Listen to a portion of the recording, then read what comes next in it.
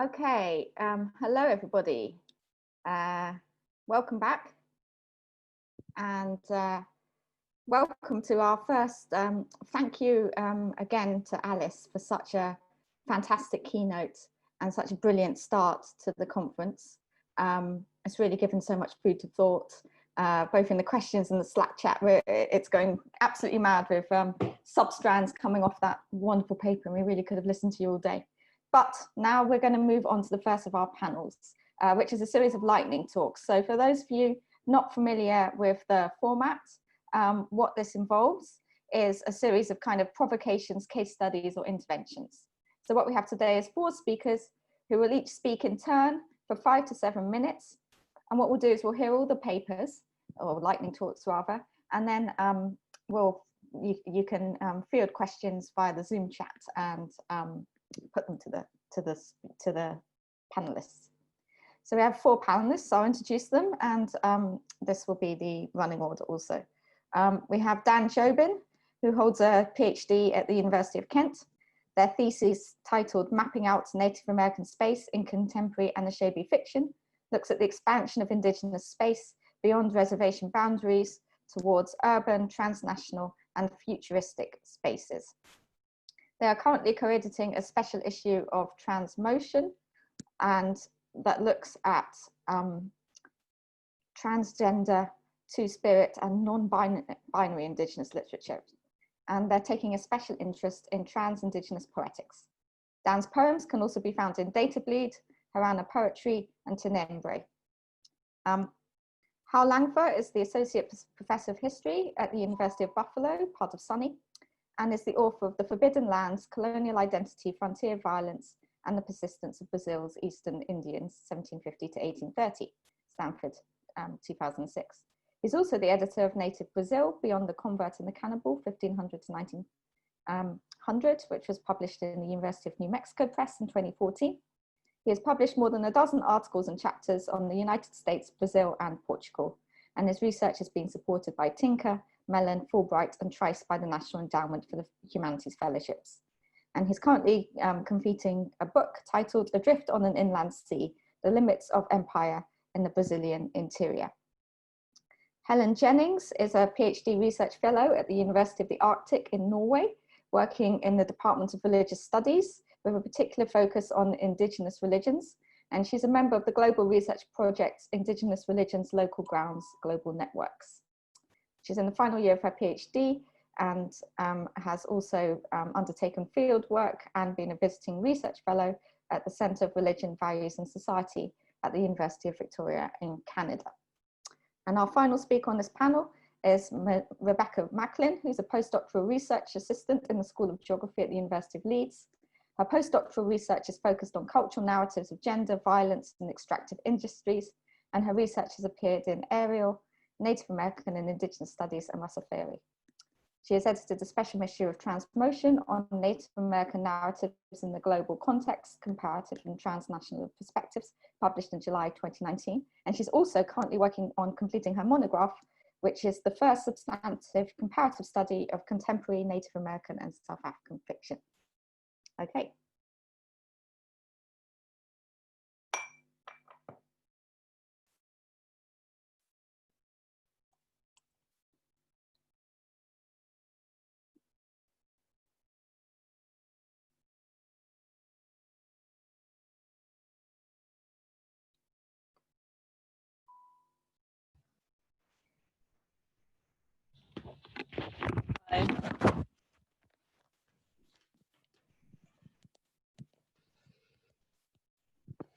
Okay, so Dan's just joined. Over to you, Dan. Hey. Sorry, yeah, I had trouble joining, but I'm here now. Can you all hear me? Yep. Yeah, you're all good. Okay. Yep. Okay, great. All right, thank you so much for having me. I'm really happy to be able to speak. And I'd like to talk to you about 2 novels that focus on transatlantic crossings and play with reversals in settler-colonial trajectories that were written for the Columbus Quincentennial. And the first one is The Crown of Columbus. which I have here. So this novel stages a love story between Vivian Tustar, an Indigenous scholar, and an academic and poet, Roger Williams. And it was co-authored by Louise Erdrich and Michael Doris and came out in 1991. And it investigates the complexity of settler and Indigenous relationships, both in their distinctiveness and their interconnections. Vivian's and Roger's research leads them to investigate Christopher Columbus's journey of discovery. And one of them has a rather conservative poetic interpretation of it as a white man, and the other one, Vivian, who is Indigenous, explores revisionist perspectives of Columbus. And The Crown brings international links to the fore and showcases the early exchanges that took place between European and American Indians upon first contact. Through the dynamics between Vivian and Roger, the novel also demonstrates how these early transnational experiences go on affecting contemporary interracial relationships. The narrative attempts to trace the complex ways in which Columbus's so-called discovery of the continent has gone on influencing settler-colonial relations, even as it also tries to disrupt linear readings of discovery and contact by complicating questions of identity beyond simplistic affiliation. So in that respect, the novel can be read as both hemispheric and transnational. And although it is transnational in scope, it focuses on the convergence of global spaces into Native American space. So it's a novel of crossing and of the meeting of cultures. And it enables characters to establish productive connections as equals. So I'd like to contrast this novel briefly with The Crown of, sorry, I showed you the wrong one. I meant this is the one I've just been talking about, The Crown of Columbus, and now I'm going to talk about Georg Wisner's The Hairs of Columbus, which uses the similarly reproductive aspects of singling out the gene of survivance carried by Columbus's tribal hairs in an attempt to disrupt a strict line between European and Indigenous genetics through the figure of the mixed blood. It also plays with territoriality, with a ship that is on international waters and becomes a reservation and is later relocated on land. It was also published in 1991 in anticipation of the 1992 Quincentennial celebration of Columbus's voyage. And the novel is set in a utopian future that imagines an alternative reality for North American tribal nations a few years after the time of writing. So in a way, Wisner's story offers an alternative future that by the time of publication was already an alternative present. And it has traditionally been read in different ways, usually very postmodern readings, but it can also be seen in the lens of speculative fiction. And in The Hairs, humanity and civilization emerge from the headwaters of the Mississippi, and the Maya give birth to civilization, and Columbus is descended from the Maya. So there's another reversal here, since his homeland is actually at the headwaters of the Mississippi. So Wisner uses this pattern of reversals to demonstrate the complexity of origins and deconstruct any simplistic notion of belonging, of citizen or foreign status. By the same token, settler colonialism is undermined as the explorer returns to his place of origin instead of discovering a new land. So I'd like to open this up for discussion by giving you just a few theoretical pointers of how I'm thinking about these texts. Usually, readings have focused on the figure of the mixed blood in both texts and questions of identity, of mixed identity, etc. But I would like to suggest a different reading of these two novels to foreground transatlantic crossings in the context of more recent theory. For example, Jace Weaver's Red Atlantic, which recenters bidirectional crossings and indigenous agency in those crossings. Also, Chadwick Allen's Trans-Indigenous, which outlines methodologies for global Indigenous studies, and Cole Thrush's Indigenous London, which focuses on Indigenous presence and diplomacy at the heart of empire in London. So I'd like to think of these texts as a way to illuminate the spatial dynamics of boundary crossing and playful reversals of settler-colonial versus indigenous positionalities in these two novels. Both of them also ask us, how do we rewrite histories from indigenous perspectives that encourage more complexity, more complex networks, more complex movements, and a remapping of encounters from a new perspective. And by focusing on these reverse trajectories wherein indigenous protagonists claim precedence over the settler-colonial projects, and by highlighting a multiplicity of transatlantic crossings, can we avoid the stalemate of identity politics by privileging dynamic, spatialized readings instead? So I'm really interested in the way in which a more spatial-based reading can provide us with a more performative reading in a way that avoids some of the rather abstract notions of belonging that are based on identity politics, and actually looks at how people move through space and connect with each other and create new kinds of networks.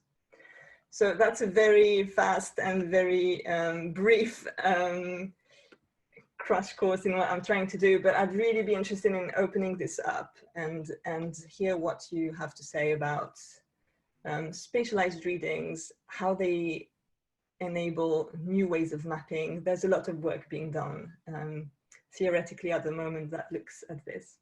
And so, yeah. Thanks so much, Dan.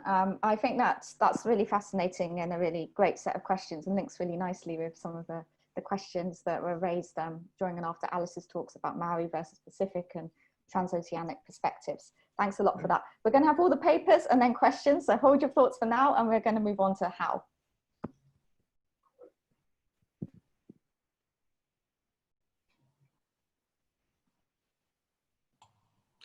Thanks, everyone. I'm embarrassed to be showing up late here.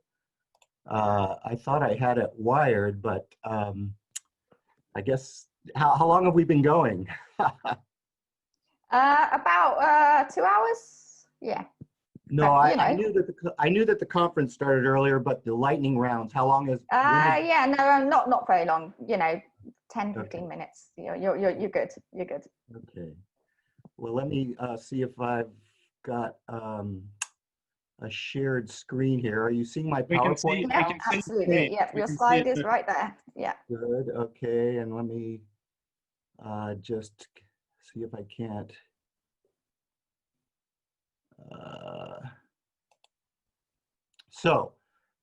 Yeah, sorry about that slow beginning. My name is Hal Langfur, zooming in from Buffalo, New York.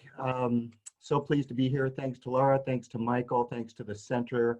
I really was happy to be included in this. Wish we could all be in the same room together, but pleased to have this opportunity to share some of my work. Let's see here. Just trying to get a different view.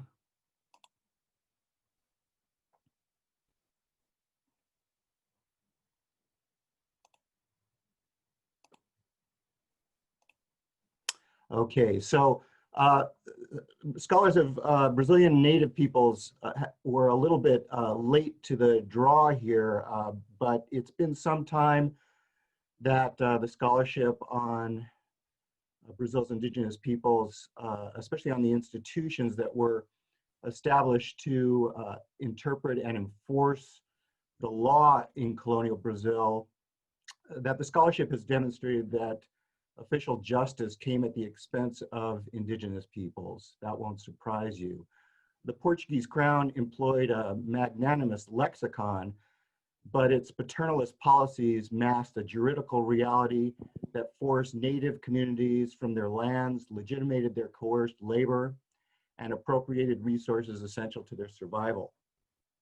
Indigenous peoples did not accept this legal persecution without a struggle, of course. In addition to openly rejecting a system designed to subordinate them, they engaged in innumerable acts of adaptive resistance, recognizing that outright rebellion could be futile and deadly. They discovered that in certain circumstances, injustices could be challenged, and ameliorated by engaging the very institutions that oppress them. Historians are finding increasing evidence in the archives of legal actions, including petitions, appeals, witness accounts, land claims, court cases, and other proceedings in which Native men and women pressed officials to enforce fair treatment under the law. They pushed the state to fulfill guarantees of protection that the Crown declared to reside at the core of its colonial project.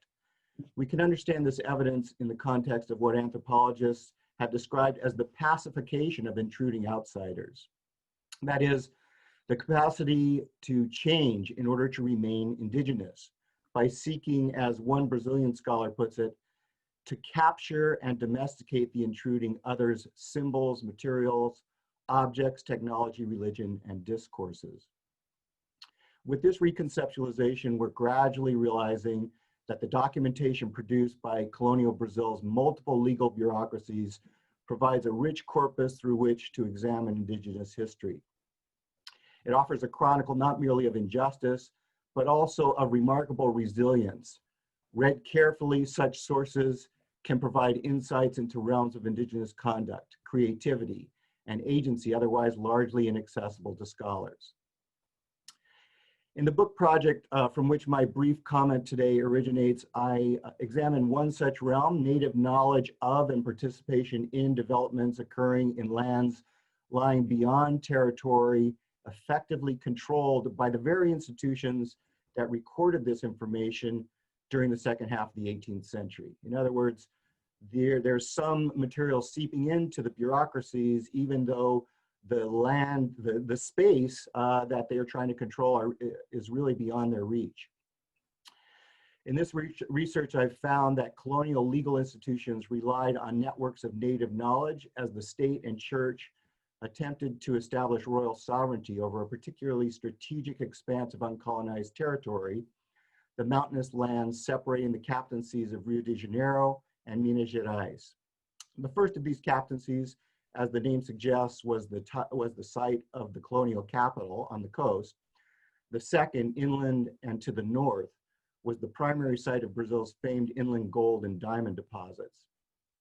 I've found that legal bureaucracies, which I broadly define here to include institutions ranging from informal trailside military interrogations to formal cases prosecuted by the Holy Office of the Inquisition, that these bureaucracies of civil and ecclesiastical justice and injustice gathered intelligence from indigenous inhabitants of this zone at the behest of some of the highest ranking officials in the Portuguese Empire. So the Viceroy is involved.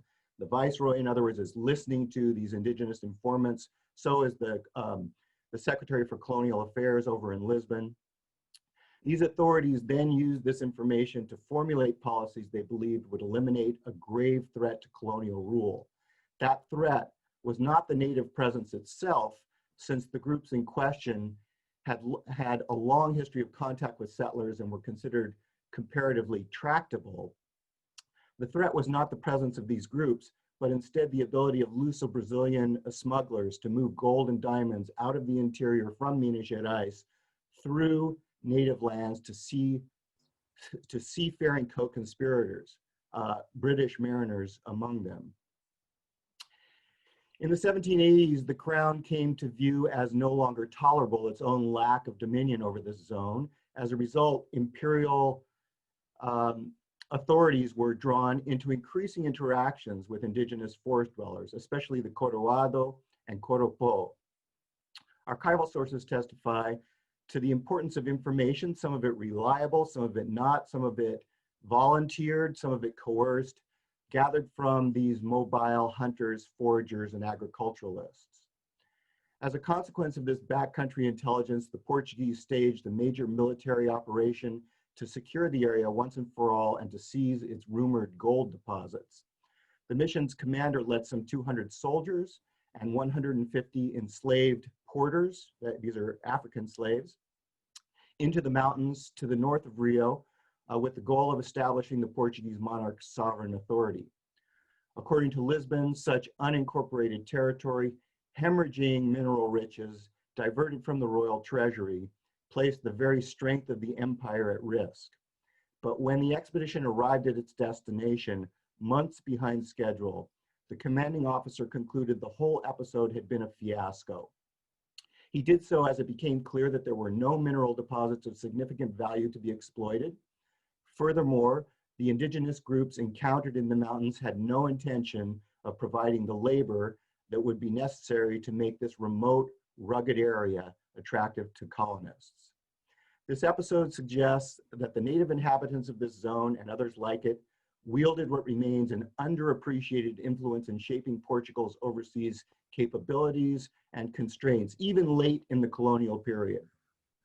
Right, the Portuguese had been at this for almost 300 years by this point. Of particular salience was their mastery of local knowledge, including intelligence concerning clandestine mining operations, forest routes, and smuggling activity. Native expertise in these matters, as well as official perceptions and misperceptions of such expertise, could advance or hinder major imperial projects.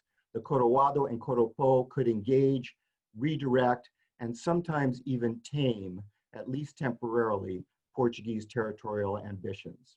Thank you. Thanks a lot, Hal. That's a really kind of fascinating insight. I think one of the things certainly that I think about is the extent to which we can read Indigenous histories through colonial archives, and how questions of mediation within the archive reflect that. And I think another thing that your paper brought out really nicely is the fluidity of what's often called the period of first contact in different colonial zones.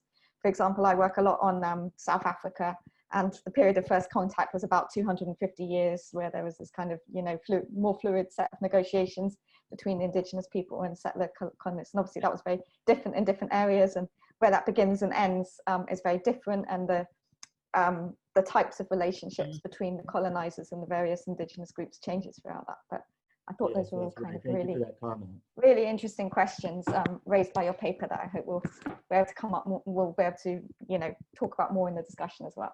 Thank you very much. So yeah, really interesting. Thank you so much. Okay, Rebecca. Sorry. Hi. Thanks so much for organising this conference, Laura and Michael. This is actually my first online conference, so I'm really happy that this is the first, and just so happy that you were able to make this happen after all of the disruption this year. So this talk is called Relationality as Decolonial Method, Entanglements Beyond Indigeneity.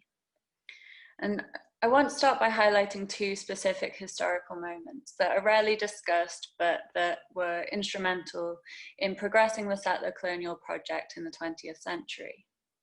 In 1910, following the Act of the Union in South Africa, the country's newly formed government sent a delegation to the United States. Specifically, this sought to study the reservation system in order to better understand colonial strategies for the suppression of indigenous populations. This visit ultimately served to bind the countries as co-constituted settler-colonial states. The South African government subsequently developed the reserve system, which in the mid-20th century became homelands or Bantustans. As such, the American reservation was transformed into the South African reserve. Learning from their Euro-American counterparts, South Africa employed this strategy to relocate Black populations according to ethnic group, while providing white settlers with access to a surplus of cheap labor. This seldom recalled exchange enabled the separatist policies which laid the foundations to apartheid in 1948. Later in the 20th century, US support for the apartheid government during the Cold War served to further bind the two nations. Crucially, in 1950, South Africa agreed to produce uranium ore exclusively for the US, making it central to America's so-called national security. In this, exploitative racialized labor and processes of resource extraction in South Africa materially contributed to the continuation of settler colonialism in the US. So these events raise a number of points, but I want to focus here on the question of a connection between Native American and South African experiences. The majority of Black South Africans are generally not considered Indigenous. And this is something I don't have time to go into here in detail, but in the Q&A I'd be happy to discuss more. But because of this, they're typically excluded from conversations that stem from the concept of trans-indigeneity, or that fall within the broader field of global Indigenous studies. And I think here there's something interesting that speaks to what Alice Tepunga Somerville was discussing in her Q&A around kind of first world indigeneities and potential issues with affiliating with the developing world. However, in spite of all of this, we must recognize that settler colonialism in South Africa is intimately tied to Native American oppression. This knowledge demands that we recognize Indigenous North American struggles as not only parallel South African decolonial efforts, whether we're thinking about the historic anti-apartheid movement or contemporary anti-extractive campaigns or decolonial struggles such as Rhodes Must Fall, but these events are in fact always entangled. This follows the logic of Nick Estes, who observes that where colonizing nation states tend to exist in relation to each other, liberation struggles also exist in relation to each other, end quote. So following this idea of existing in relation, I want to posit relationality as a method for literary analysis, as a way of analysing ostensibly disparate contexts and cultures to highlight connections between them. Relationality, as I'm sure many of you are aware, is a concept that spans and indeed grounds many Indigenous American and animist African cultures, and thus positions the self as always in dynamic relation to others, both human and non-human. Following Indigenous scholars such as Leanne Simpson, Glenn Coulthard, and Kim Tallbear, we know that worldviews rooted in relationality and reciprocity offer radically different ways of understanding individual responsibilities to the land, as well as how human societies relate to one another. Such notions fundamentally challenge the anthropocentric and hierarchical logics that are themselves foundational to the project of coloniality or modernity. And they sit in contrast to the self-exceptionalizing narratives of settler-colonial mythologies. As Nurit David argues, quote, if the object of modernist epistemology is a totalizing scheme of separated essences, the object of animist knowledge is understanding relatedness from a related point of view, within the shifting horizons of the related viewer. Against I think, therefore I am, stands I relate, therefore I am, end quote. What would it mean then to use relationality as a method for comparative literary analysis? If we are to look at how literatures stand or even circulate in relation to one another, as opposed to working within the confines of disciplinary borders. Significantly, I think these approaches are themselves embedded in many Native American and South African texts. Leslie Marmon Silko's epic novel, Almanac of the Dead, is one fantastic example of how this is done.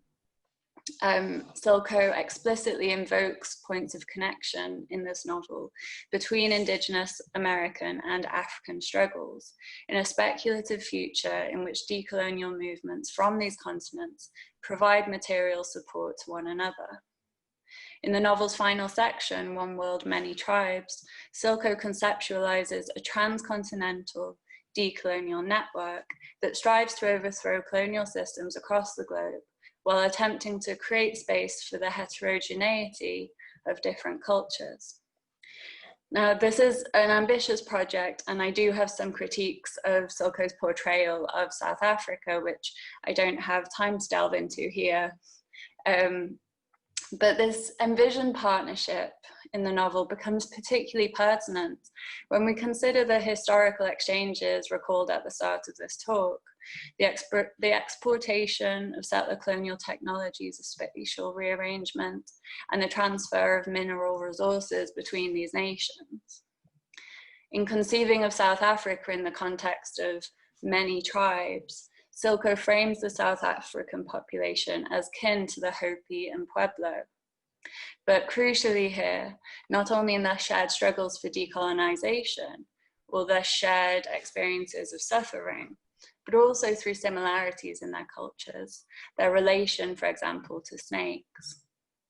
This point, I think, is really important as it conceptualizes a kinship that is not framed solely in terms of opposition to colonialism.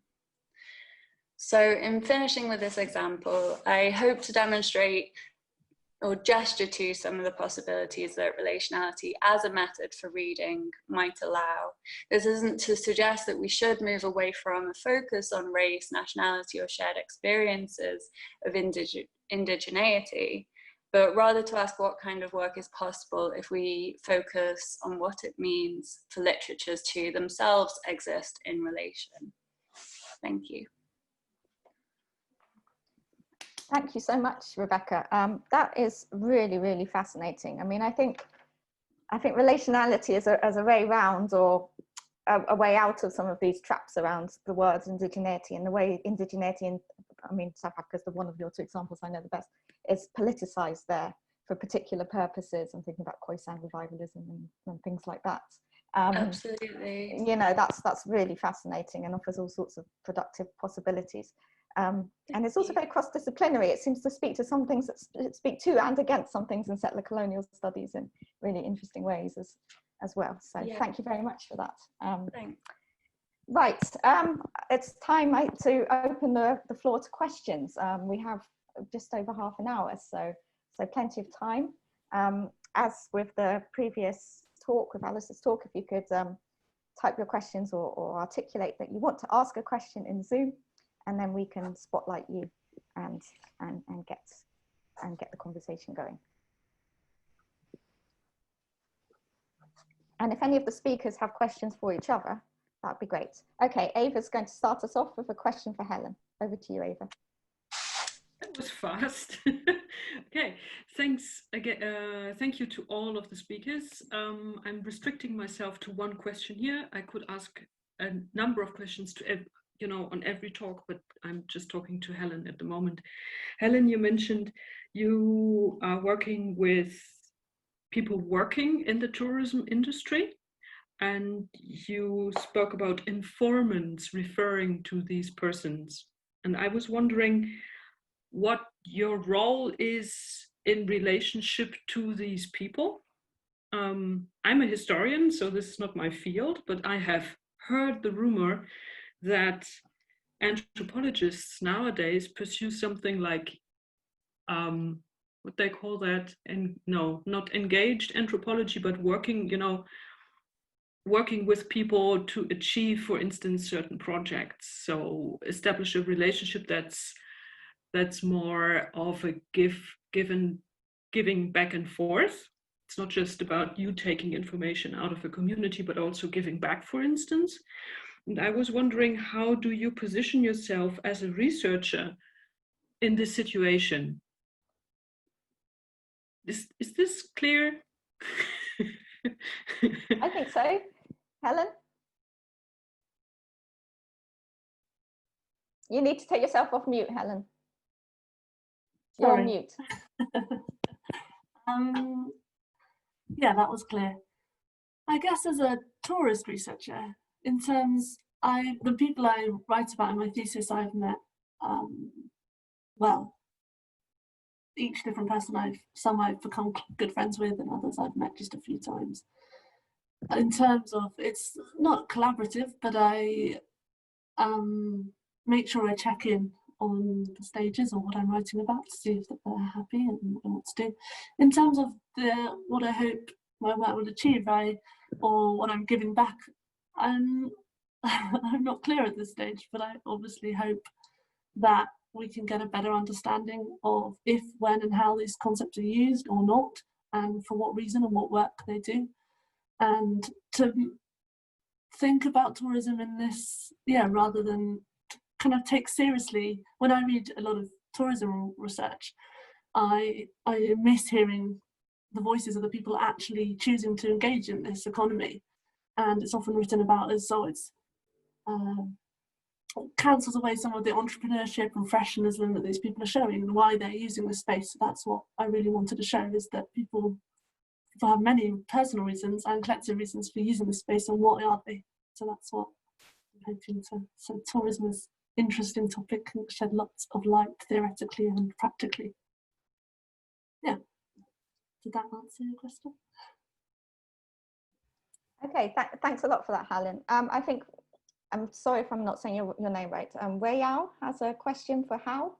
So do you want to put your video on and ask it?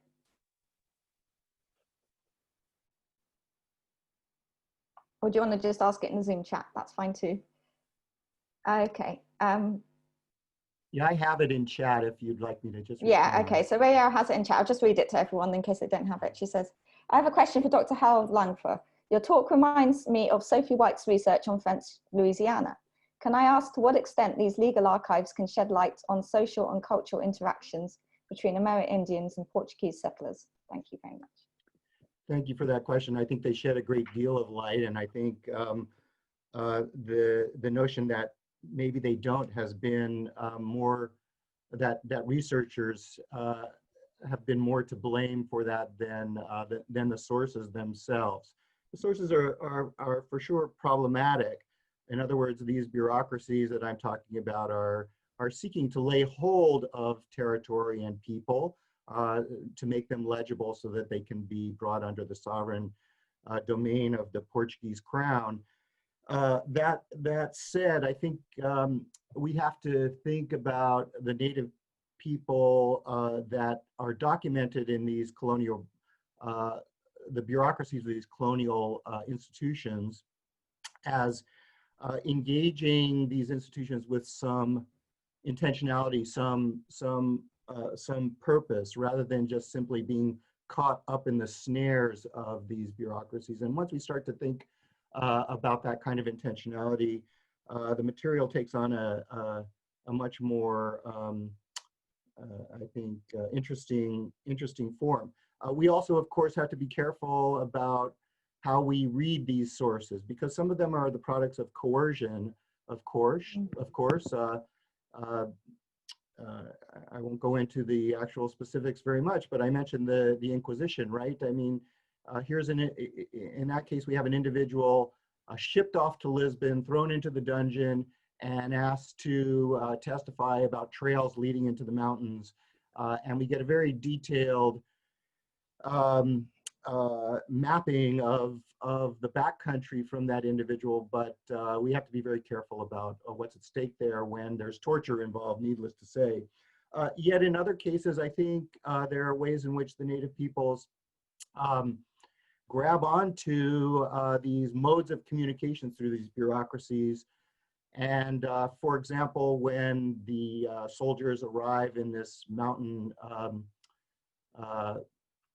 perch that I was mentioning, the native peoples communicate that they are happy with the red cloth that the state has delivered to attempt to get them to participate in the colonial project, but they're not happy with the buttons that came along with the red cloth.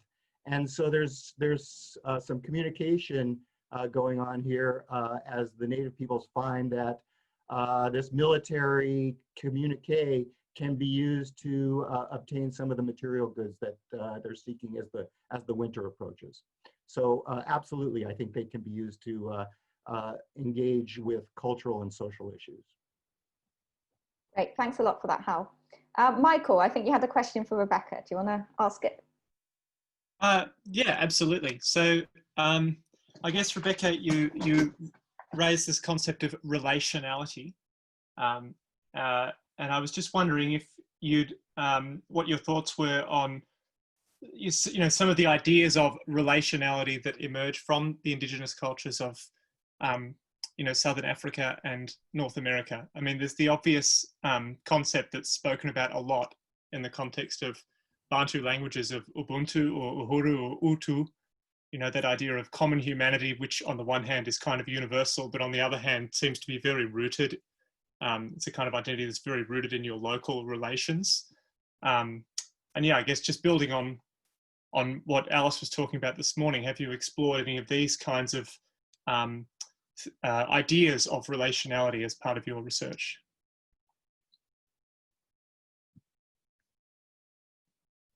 Thanks very much, Michael. Yeah, so I think Ubuntu is a really great example of how relationality works in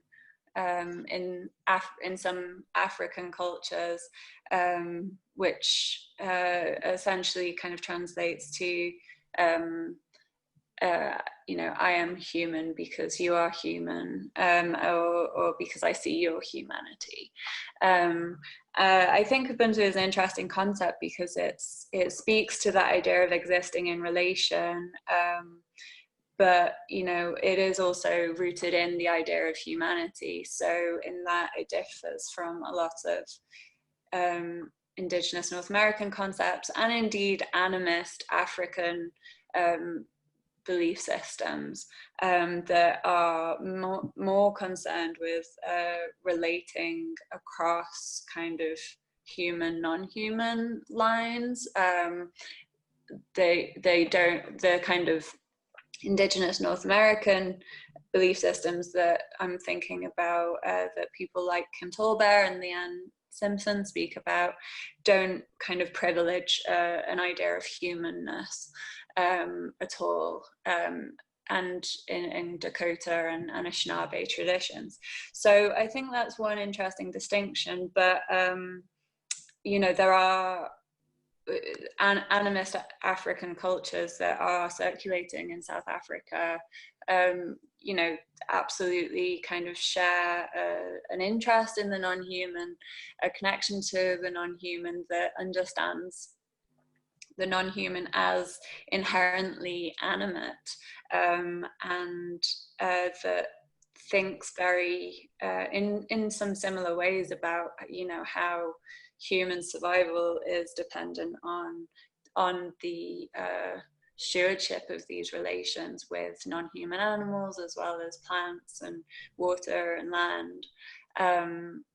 So I think there's really kind of generative potential for more research. My research looking at this, I'm a literary scholar, so I've been using literatures to kind of think about the way that these issues and ideas are thought about in, say, South African and Native American texts. So a really great example for anyone who's interested in South African books is The Heart of Redness by Zakes Mda, which, speaking of tourism, actually is all about a Xhosa community who are asserting a kind of resistance to the threat of a tourist development, which will kind of expropriate their land, privatize their waters, and really change their way of life. And this book demonstrates really, really well the kind of importance of local relations with plants, and also the threat of invasion, not only from kind of neo-colonial forces like, you know, global companies threatening to build a tourist resort, but also it speaks about the issue of plants being circulated, you know, invasive species in a botanical sense, and how colonialism has irrevocably changed the landscape of the Western Cape.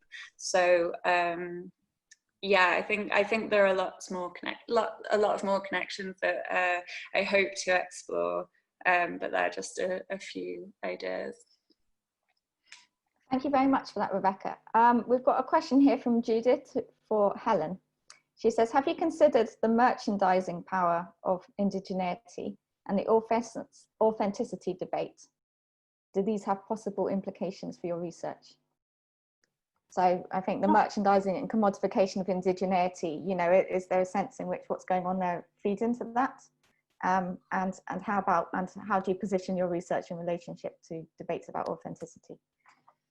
Yeah, I think I sort of deliberately avoided the topic of authenticity. Of course, it's present, but by focusing on articulation theory, so building on Clifford and Stuart Hall, I sort of put my attention more on what is being articulated and how it's being articulated, rather than feed into that authenticity debate that often comes down to who gets to define it. But it is always interesting, but it's not an issue so much as, I think I have an example actually from my fieldwork where there was an advertisement for a drum, to build a drum, and the advertisement sort of used very language of come build the ancient drum that we've been spiritual connections for years and years and years, and it was very sort of presented like this. And then when I got to the drum workshop, I said, oh, how does it feel sharing a drum in a tourist setting? And he said, oh, I've just learned to make a drum like a few years ago. Our drums aren't that important to us, but our songs that we sing with the drums, they are what's sacred and special, and they can only ever be gifted, and I would never share them in this setting.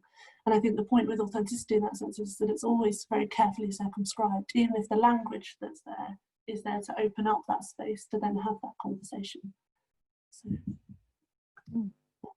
Yeah, fascinating. Can I add something, Lara? Of course. Okay. It's my pleasure to join this discussion, and I really appreciate the presentations that seem to be really exciting. The point that I was just suggesting is that with your research, when you move on and you collect a substantial amount of stuff, maybe you want to be aware of the potential threat of Indianism versus Indigenism, and the commercial, and make a point, a statement about commercialization of spirituality, as opposed to, getting something authentic out of, or providing authentic content for the tourists. And I just wanted you to know that there is a substantial amount of post-colonial literature with special regards to British Columbia, George Bowering and Jack Hodgins, Burning Water and Spittaloni's Island, who actually address tourism industry related to Indigenous people of that area. And Berkhofer, Deloria, and some European scholars also address tourism industry from that post-colonial position. So I can help you with the titles if you wish. Thank you. Thanks very much for that, Judith. I'm sure that's really, really helpful. Chiara, I think you have a question for Rebecca. Yeah, I do. Thanks. Thank you so much for your presentation. It was really, really amazing. I was thinking that the question of relationality is probably similar to what Ananya was asking earlier, perhaps in relation to Whakapapa, right? How can we use the question of relationality when it comes to different epistemologies, and when it comes also to trying to understand different kind of texts with their context and backgrounds? Do you think it applies, and do you find it challenge in some ways, the challenge of specificity and different epistemologies when you use it as a method for reading? What kind of text, what kind of epistemologies again? So yeah, I would like you to tell me a bit more about that if you can. Thank you.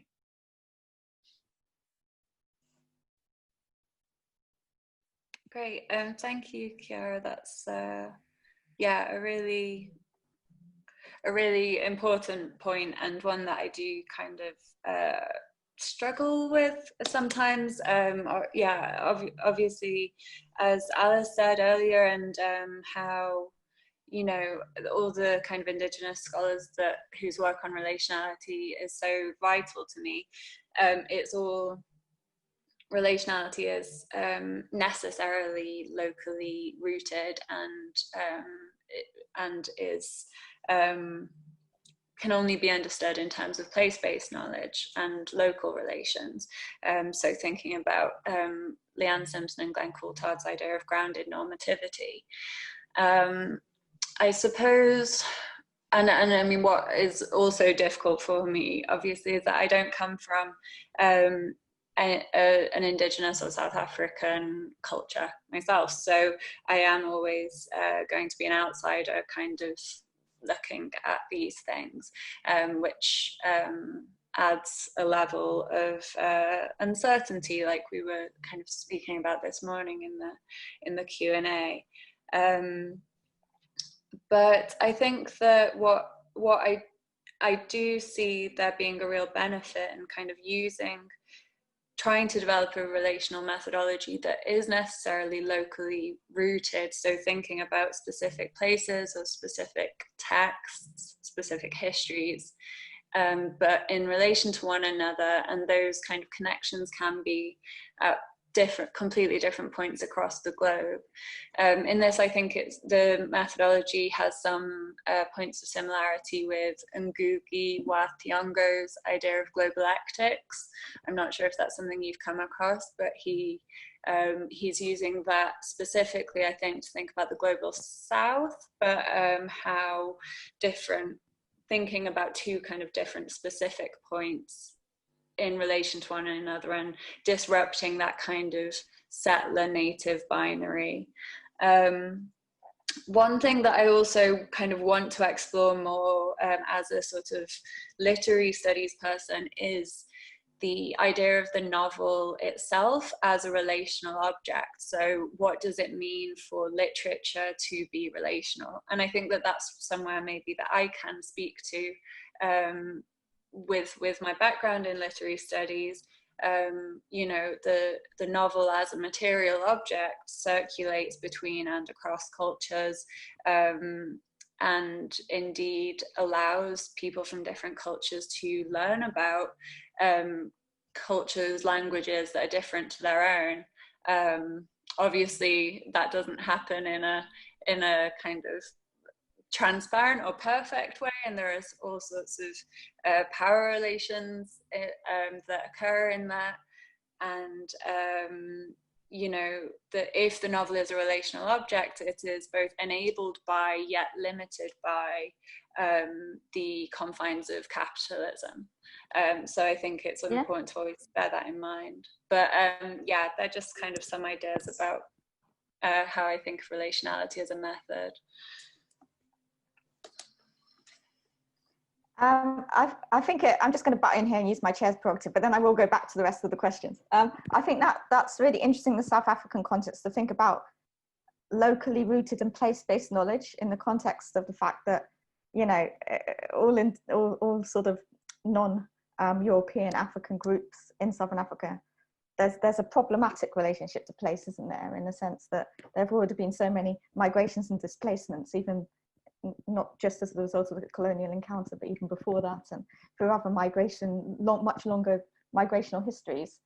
I almost feel, I feel like Southern Africa is one of those areas where that's place and rooted and place-based idea of history and identity is amongst the most problematic.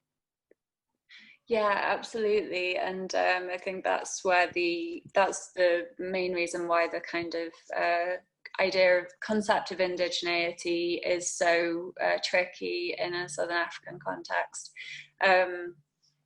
But yeah, interesting, I think, for thinking about. And that Zakes Mda book I mentioned, The Heart of Redness, I don't know if you read it, Laura, but it's just, I love it. It's absolutely concerned with that, right? The idea of belonging, and who can belong in a place, who can call that place home, and even their ancestral home. And I think it's really fruitful for that type of place-based discussion. And brilliantly reverses the myths of colonialism in hilarious and original ways. Yeah. Anyway, we'll move on. I suspect you and I could talk all day, so let's not. Michael, you've got a question for Dan. Yes, I do. So Dan, I was just wondering, this is just me asking from the basis of my ignorance. I understand it's often argued that there's there was a shift between the view of history and Indigenous identity presented by authors like Wiesenor and Erdrich, who you discuss, and that more contemporary or younger Indigenous American authors present a very different view of how we or how Indigenous people ought to relate to the colonial past. I was wondering if you could just comment on that and fill in this vast gap in my knowledge. Yeah, I think it's true that that view has evolved and it keeps evolving with new writers, and especially in the case of Wisner. I mean, yeah, he's kind of an older generation writer in a way, who has very different perspectives and does actually focus a lot of his writing on the mixed blood and that sort of concept. I'm really interested in rereading some of those more canonical texts of Native American literary studies and bringing in some more recent theory to see what new elements can be brought to light. So I think specifically the two novels that I mentioned tend to have been left behind to a certain extent. Like there was some criticism about them in the late 90s. And then since then, they haven't really been, I mean, maybe I'm wrong, maybe I've missed something, but like mostly they're not really considered the most relevant texts to look at.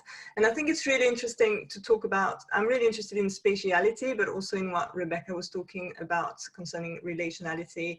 In my PhD, I used Lisa Brooks quite a lot, her book, The Common Pot. So looking at kinship and networks, and also Toll Foster's relationality. So the idea that relationships are possible beyond the usual categories of, you know, Native American nations, but you can have a regional network of relationality that includes other people, and that can be done from an Indigenous perspective. So I'm very interested in bringing some of those more recent views on how to analyze novels and not just read contemporary novels that way, or like the latest contemporary novels that way, but also bring it back to some of the more canonical texts to see if it brings out new elements that maybe were not exactly the way that Louise Erdrich and Michael Doris and Gerald Wisner wrote those texts, but actually they're already embedded into these texts, and it just brings, I think, yeah, it illuminates new aspects of those novels that have been left behind. Thanks a lot for that, Dan. We have, I think, one final question from Holly May, which is for Rebecca. Hiya. Yeah, first of all those lightning talks were absolutely fantastic. Rebecca, so you mentioned that South Africans aren't often kind of considered in when people talk about kind of indigeneity. I know you said you don't really have time to go into it, but I was just wondering, as I've never studied anything to do with that kind of area, nothing to do with kind of South African issues of indigeneity / race. I was just wondering if you had a kind of brief summary of the issue or the debate, or even some kind of reading suggestions around the topic. Thank you, Holly. Yeah, that's a great question. That's why I kind of flagged that I was happy to speak about it, because it's lightning shorts are fantastic in how short they are, but you are limited about how much information you can include. But just to kind of give a brief overview. In South Africa, the settler colonialism obviously looks very different, right? How it looks in North America or Aotearoa and Australia, in that the Black population or the native population were are the majority, as opposed to a kind of settler minority. So in that one sense, it looks very different, and therefore there weren't kind of, it doesn't necessarily fit with Patrick Wolf's definition of settler colonialism, which is always kind of genocidal. So the kind of history of labor relations and the way that colonialism operated is one way in which there's a real kind of difference. But I'd say the main point which Lara sort of referred to in her question just before is the kind of pre-colonial histories of migration in South Africa. So the the Black population are generally referred to as Bantu groups, and they migrated from elsewhere in Africa. You know, I don't actually have the dates on me, but you know, a couple of thousand years ago. And the previous to this, as in for, you know, 100,000 years or more, there were other indigenous groups, so the Khoikhoi and the San, who are not considered, who are considered indigenous, sorry. And the narrative goes that the Bantu groups migrated from further north and displaced the Khoi and San peoples, and therefore they cannot be seen as indigenous because they are not indigenous to the place.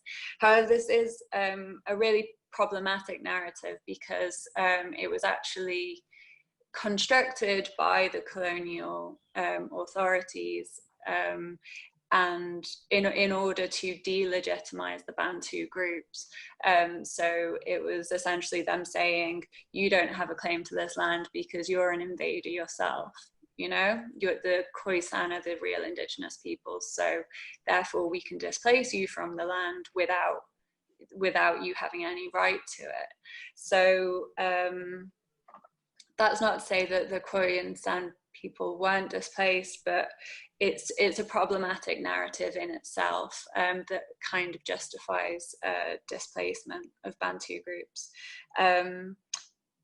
I don't want to talk about this for too long. I would say that the Khoi and San are a minority, and they face a lot of similar struggles today that indigenous people all over the world face, and they are part of the kind of part of a sort of more transnational indigenous peoples group, and you know, they have benefited from the sort of the work that the United Nations does around indigenous people's rights and the declaration.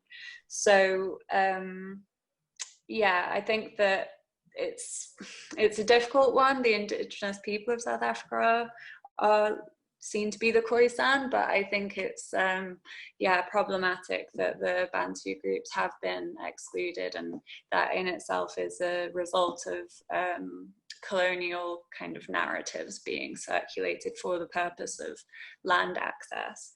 I will put in the talk maybe some in the chat a link to an article that I wrote.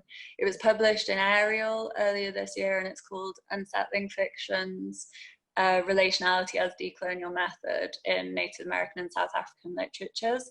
And that kind of thinks through some of the problems of, you know, understanding South African literature within an Indigenous studies framework. So yeah, that might be helpful to you, and the bibliography has a lot more references. So yeah. Wow, thank you. That's a really incredible insight. Okay, sorry, I'm just going to put something in the chat because I write about San and Khoikhoi stuff as well.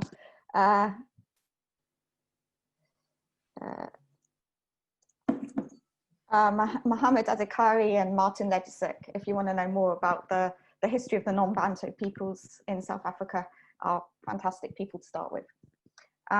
Okay, right. Thank you to all our presenters for some fantastic talks and really, really thoughtful methodological insights, historical insights, and really, you got us really thinking and opening up categories like indigeneity, transnationalism, even this whole idea of mediation and what the relationship between a researcher and an informant might look like in different fields and in different areas.